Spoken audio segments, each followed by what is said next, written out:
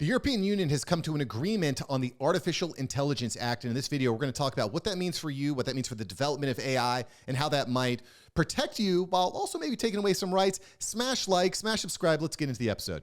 All right, the AP reports Europe reaches a deal on the world's first comprehensive AI rules.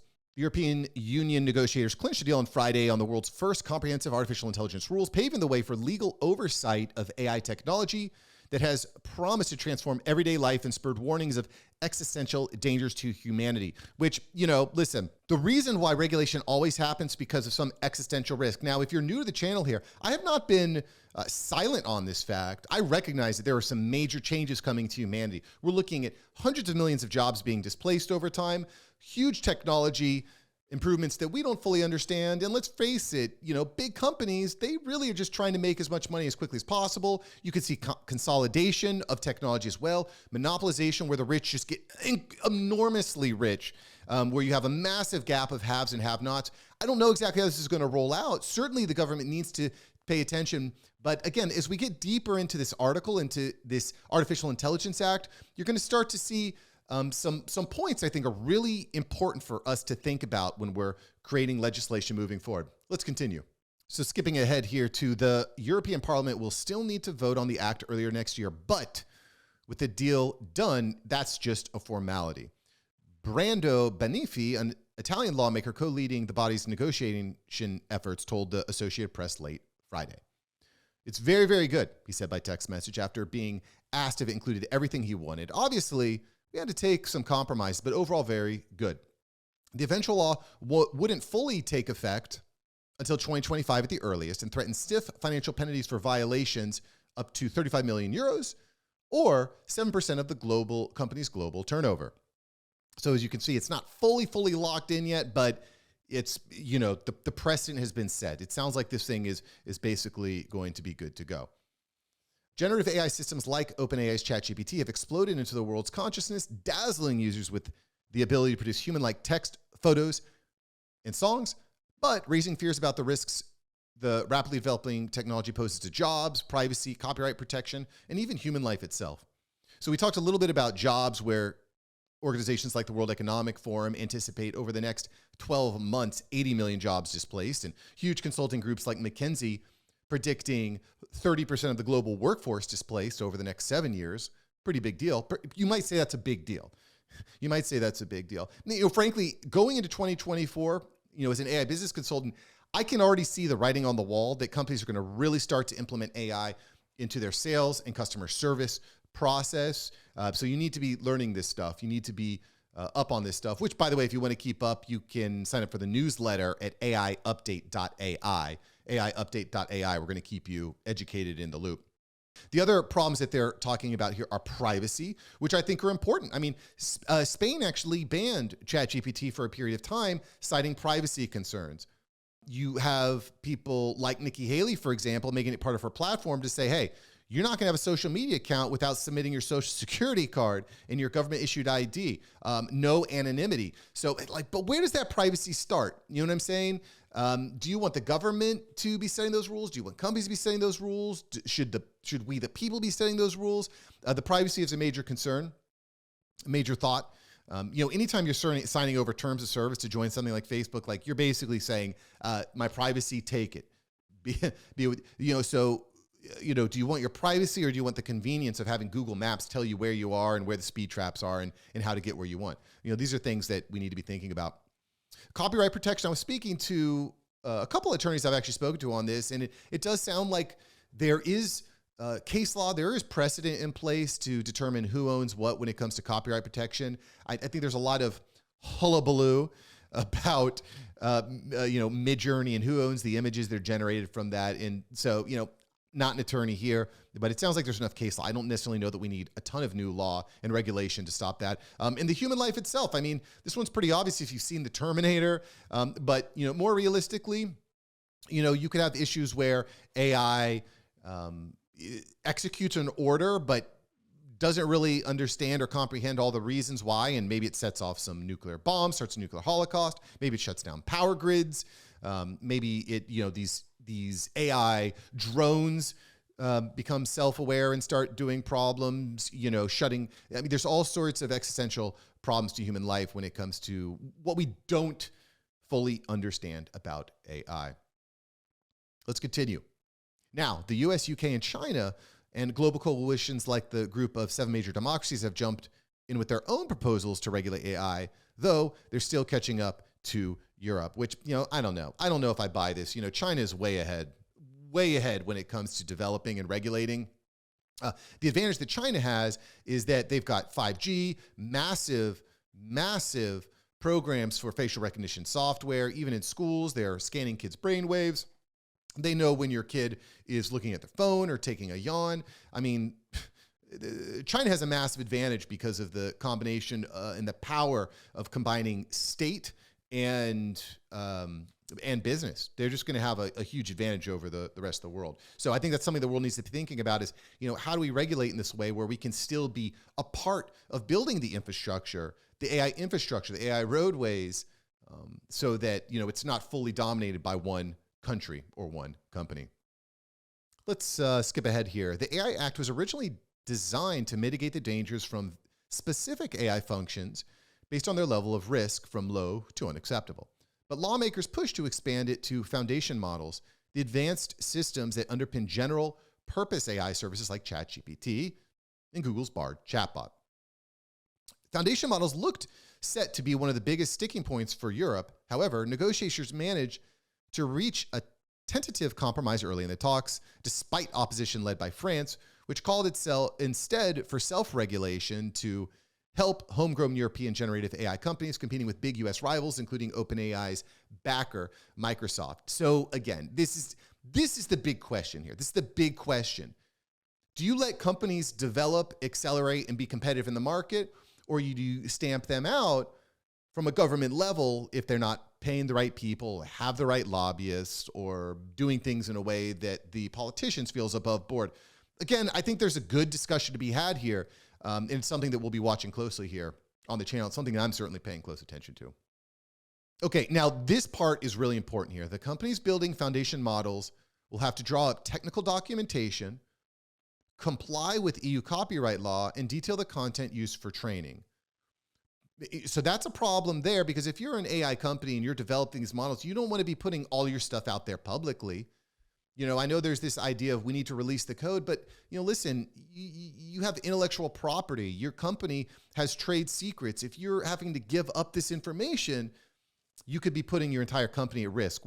So that's a big problem. It's a big problem. Now, that said, we don't want companies going going dark on us and developing, these potentially scary, serious models. Like, for example, when Elon released the Twitter files, they were like, oh, wow, there's a bunch of government collusion here. Like, we'd like to know about that stuff up front, right? We want to know what's happening above board. I think that's important. I want all the facts. Don't protect me from the facts. Give me the facts and let me make decisions based on the facts. That's important to me. Let's keep going here. This is really important. Now, listen up. This is important. The most advanced foundation models that pose systematic risks will face extra scrutiny, including assessing and mitigating those risks, reporting serious incidents, putting cybersecurity measures in place, and reporting their energy efficiency. Now, that all sounds great. That sounds really important, okay? But I find this language to be very vague. Who determines the most advanced foundation models? Who determines which companies are posing risks? Because what I could see that is, let's say you have a few very large, very powerful companies, like let's take Microsoft and let's take Google, for example. They have a lot of money. They're funneling millions, if not billions, probably hundreds of millions of dollars to political campaigns. And they could say, hey, we don't like this little company over here, ABC, that's developing. We don't like what they're doing. So we want you to stomp them out with a bunch of demagoguery and legal hurdles to get through. So, what you could see, what we could see is the consolidation of data, the consolidation of information, the consolidation of these powers into, or these technologies into just a few handful of companies. We do not want monopolies. Monopolies are bad. We want competition. Okay, that's important. That's important. So who is determining Which companies provide, have the greatest risks? Is it one-sided? How do we figure that out? While I think that that's important, what's more important is the people and the organizations making the decisions about which companies and which models need to be looked at more closely. Let's go just a step further here. Researchers have warned that powerful foundation models built by a handful of big tech companies could be used to supercharge online disinformation and manipulation, cyber attacks or creation of bioweapons. So like this whole idea of disinformation and manipulation to me is important, right? I don't want the next world war to be caused because someone creates an AI image or an AI video of Biden saying something that he didn't say. That is scandalous. We don't want that. The flip side, though, is like if you're getting banned for having an opinion, or I'll give you a perfect example. Last year, Joe Rogan came under scrutiny. People were saying that Joe Rogan should be banned because he had Dr. Robert Malone on his podcast to talk about COVID-19 in the mRNA vaccines. Dr. Robert Malone is like one of the top leaders, but they said, well, because he's not following the script, he's creating quote unquote misinformation. We got to ban him. We got to ban Rogan. We got to go after Spotify. So like this scares me. I do think that it's going to be so one way that I think that we could fight this misinformation, just as a way of legislating it personally, is if something is AI generated, you need to know that it's AI generated. If someone releases an AI picture of DeSantis or Biden doing something, there should be a little stamp or a community note or something that says this is an AI generated image. I think that's important. What's not good enough is coming back a week or 2 weeks later and saying, that image you saw, that was actually AI generated. The damage has been done. The news cycle has already moved on. Nobody cares. Nobody sees the recall. All people see and all people feel is what happened in that moment when they saw that image or saw that video. So I think that there should be some sort of timestamp on AI generated image. I'll put some links in the comments here on some other, in the notes here on some other videos that I've recorded on that topic, because Meta has taken some action on that. But, we as a public, I want to know if it's AI generated. I think that's important. So that's, I think, a safe way of regulating, which is across the board. Across the board. This is not like a small board of advisors of 7 super powerful, well-paid people determining what's misinformation, but rather just objectively saying, is this AI generated? Yes, we'll put a tag on it. Is it AI generated? No, we won't tag it. I think that's a pretty objective way of handling it. This is important here. Rights groups also caution that lack of transparency about data used to train the models poses risks to daily life because they act as basis structures for software developers building AI-powered services, right? We've been through that. Now, this is important. What became the thorniest topic was AI-powered facial recognition surveillance systems, and negotiators found a compromise after intensive bargaining. European lawmakers wanted a full ban on public use of face scanning and other remote biometric systems because of privacy concerns. Interesting, just ban them completely. But governments of member countries succeeded in negotiating exemptions so law enforcement could use them to tackle serious crimes like child sexual exploitation or terrorist attacks. Okay, so a lot here. Let me finish reading here. Rights groups said they were concerned about the exemptions and other big loopholes in the AI Act, including lack of protection for AI systems used in migration and border control, and the option for developers to opt out of having their systems classified as high risk. All right. So we got to talk about this facial recognition stuff, because on one hand, listen, I'm a father. My greatest fear, and I don't know if you've seen the Sound of Freedom movie, pretty shocking movie. Child trafficking is a $150 billion industry. It's so shocking. It's so terrible. So if you were to tell me, hey, we can use facial recognition software to protect kids, that sounds good. That sounds good. Like, I have a 4-year-old and a 7-year-old kid. My greatest fear is that they get kidnapped and I never see them again. Greatest fear right there.